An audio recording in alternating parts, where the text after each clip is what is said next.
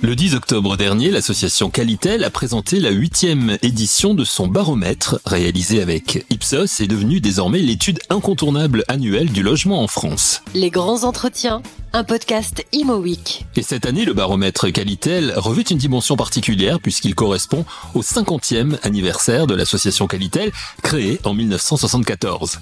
L'occasion de se pencher sur le logement à travers les générations.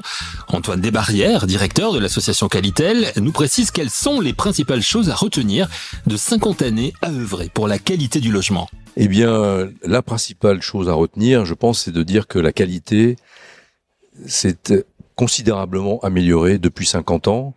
Ça, nos baromètres l'avaient déjà dit, mais là, on le confirme en interrogeant plusieurs générations.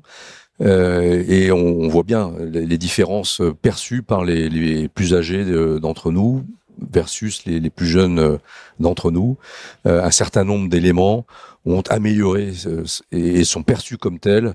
Je pense à l'isolation thermique et acoustique en particulier, qui sont des éléments importants, qui se traduisent aussi au travers d'un équipement qui sont les fenêtres et notamment les doubles vitrages. Voilà, ce sont des éléments qui ressortent très fortement au-delà de quelques autres éléments significatifs. Pour autant, il y a des sujets qui interpellent et qui questionnent, où on aurait plutôt régressé. Nous, on a chez Qualitel toujours le souci de l'amélioration, donc c'est intéressant de s'interroger sur ce qui va un peu moins bien. Alors j'ai parlé de l'acoustique, du confort acoustique, de l'isolation acoustique. C'est un point qui s'est beaucoup amélioré, mais qui reste un sujet sur lequel il faut porter de l'attention.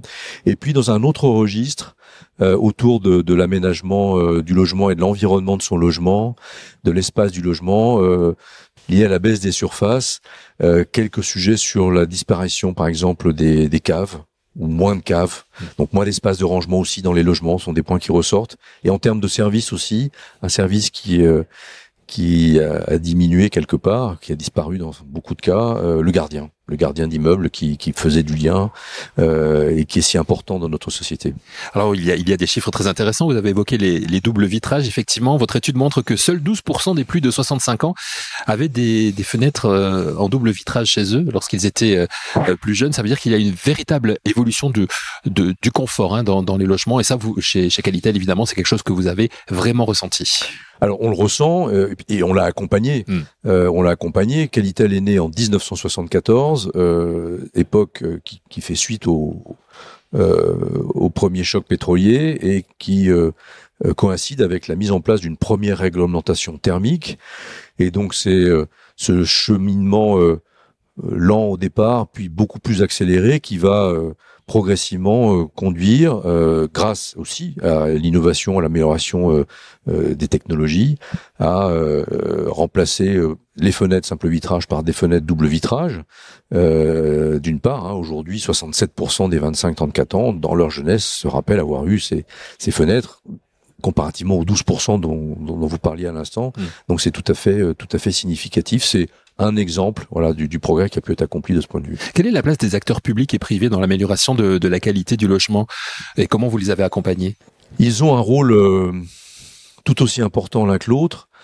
Alors, les acteurs publics au sens large du terme, je les classerai en deux grandes parties, l'État, les collectivités territoriales, donc plutôt les acteurs institutionnels qui vont définir une politique du logement, qui vont aussi définir une politique technique, qui vont cadrer les choses, qui vont mettre en place aussi des financements, tant au niveau territorial que national. Et l'État qui a contribué à la création de l'association Qualitel, forcément a un rôle majeur de ce point de vue. Aujourd'hui, les collectivités territoriales ont beaucoup pris le relais depuis le début des années 2000 avec les politiques de décentralisation, et ce sont elles qui sont les porteurs aujourd'hui de ce message de la qualité. Et puis dans les acteurs publics, il y a aussi le secteur du logement social, qui là aussi a joué un rôle majeur dans l'évolution de Qualitel, puisque c'est pour le logement social dans un premier temps que Qualitel a été créé.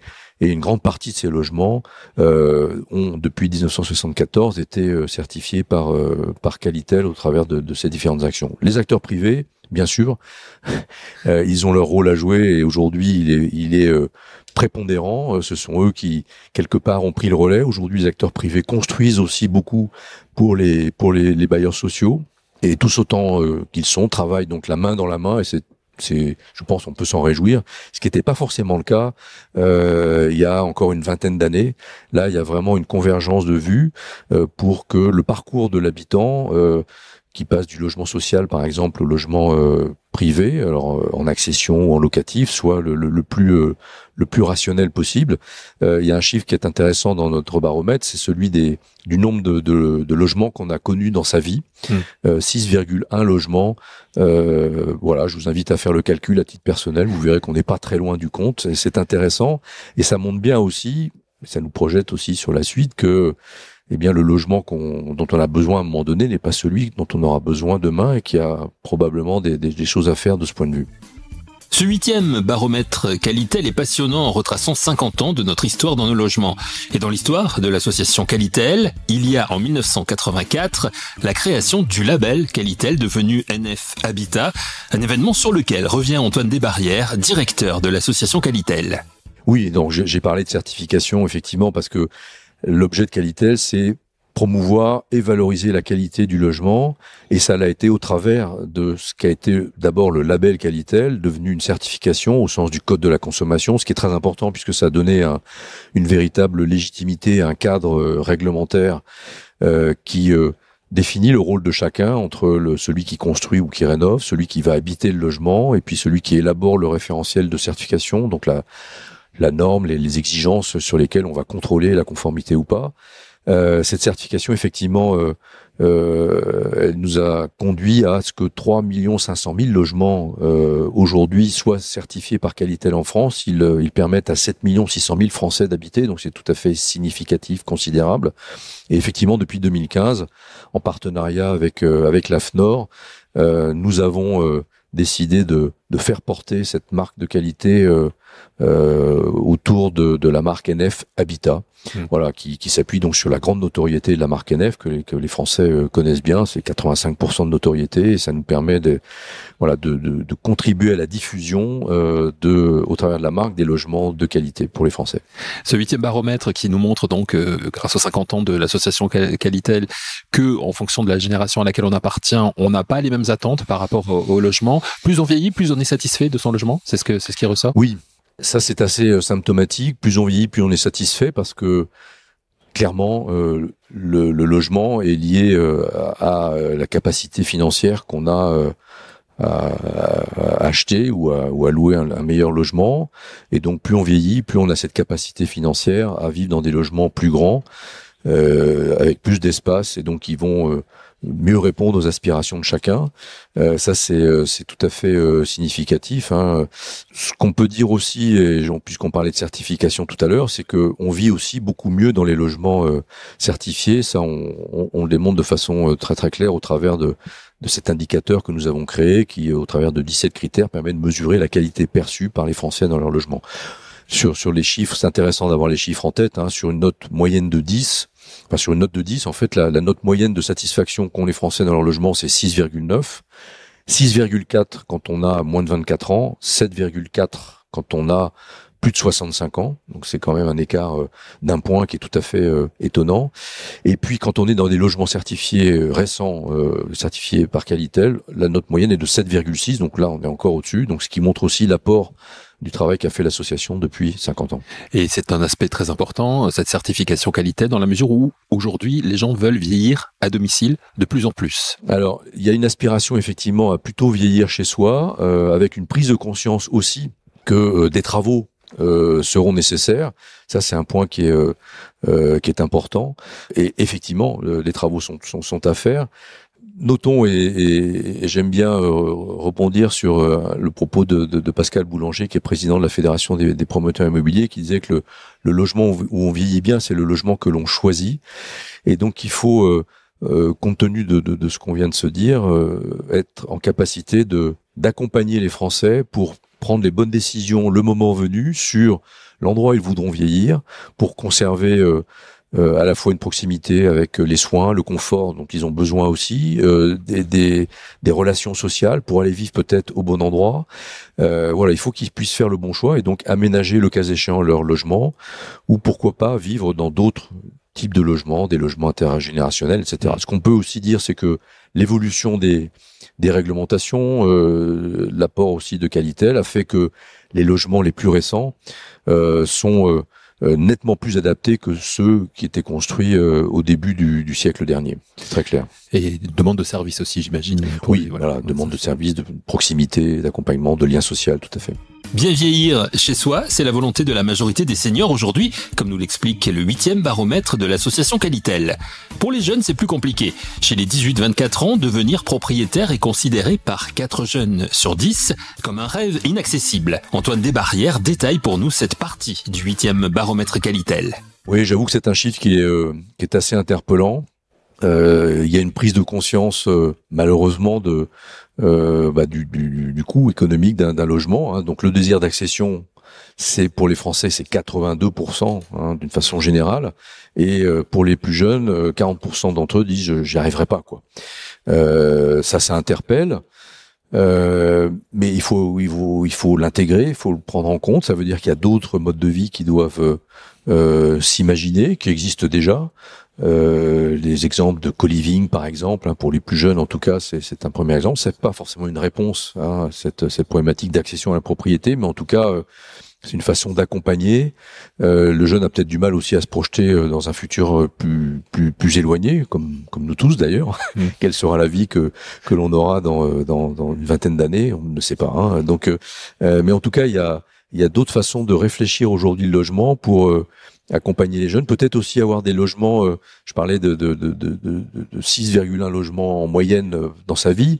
Peut-être qu'il faut pas changer de logement et avoir un logement qui est plus évolutif, en se disant qu'on va peut-être de fait investir plus longtemps, en ayant cette capacité à vivre plus jeune, à plusieurs, puis en couple, le cas échéant, puis avec des enfants, etc., etc. Le logement idéal pour les 18-24 ans, ça reste la maison avec jardin. Et petit à petit, après, quand on avance en âge, on revient un petit peu là-dessus. Oui, il y a un peu de paradoxe parce que il y a pour les jeunes, mais pour beaucoup, hein, on a envie, on aspire à la maison avec le jardin, l'espace extérieur. Voilà, c'est très clair. En revanche, les jeunes, ils aspirent aussi à vivre en ville et à avoir du lien social. Et donc, la maison avec le jardin en ville, on sait que c'est plus compliqué et que c'est plus rare. Voilà, il y a un certain manque peut-être de réalisme, mais en tout cas, voilà, en termes d'aspiration, ça a du sens. Hein, donc, c'est l'idéal. Voilà, c'est l'idéal. C'est la maison avec le jardin, avec quand même de la proximité, avec des services, de la vie sociale, etc., etc. Et le co-living qui a plutôt le vent en poupe. Le co-living. Alors, le co-living, oui et non. Donc, c'est intéressant parce que on voit que c'est une pratique qui commence à émerger. D'un point de vue tout à fait opérationnel et concret, le co-living organisé, on va dire, avec des projets de construction ou de rénovation de logements qui intègrent vraiment cette dimension du co-living pour vivre avec tout le confort auquel on aspire, c'est-à-dire avoir quand même une intimité, un chez-soi, mais quand même partager des espaces communs pour minimiser les frais et puis avoir un échange avec des personnes de la même génération ou pas d'ailleurs, hein, ou intergénérationnel. Voilà, c'est pas si simple, hein, et donc encore une fois, on compte sur les doigts d'une main les acteurs immobiliers qui se lancent aujourd'hui dans ce type de projet.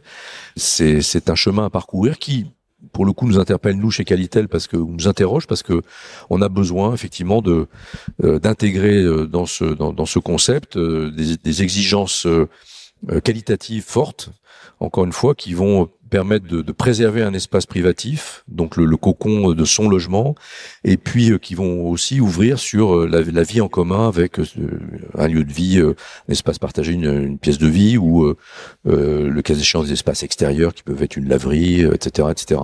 Mais c'est en tout cas un concept sur lequel il faut travailler, sur lequel nous travaillons très activement.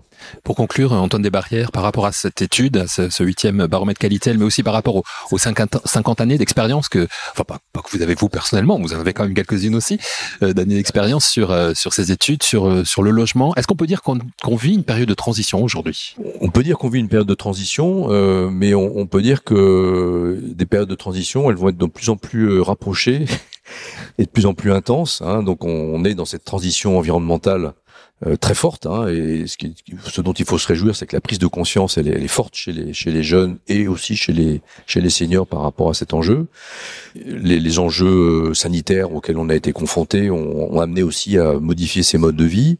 Le contexte géopolitique n'est pas neutre. L'évolution aussi du numérique avec l'intelligence artificielle, les progrès technologiques vont permettre d'accompagner ces transitions, mais je pense que on va être en transition permanente en fait, hein. C'est-à-dire que le temps s'accélère. Ce qu'on a pu observer sur les 50 dernières années, je pense que comparativement, ça pourrait se reproduire dans les 10 prochaines années. Voilà, donc il faut être en mouvement permanent, perpétuel, à l'écoute, en observation des attentes, des pratiques. Et c'est le rôle que nous souhaitons poursuivre avec Qualitel pour une meilleure qualité du logement pour tous les Français. Le 8e baromètre Qualitel sur la thématique du logement à travers les générations, établi à l'occasion du 50e anniversaire de l'association Qualitel. Ce baromètre est disponible sur le site qualitel.org. Remercions Antoine Desbarrières, directeur de l'association Qualitel, pour cet entretien passionnant. Merci à vous de nous avoir écoutés et rendez-vous la semaine prochaine pour le prochain épisode de Les grands entretiens, un podcast Imo Week.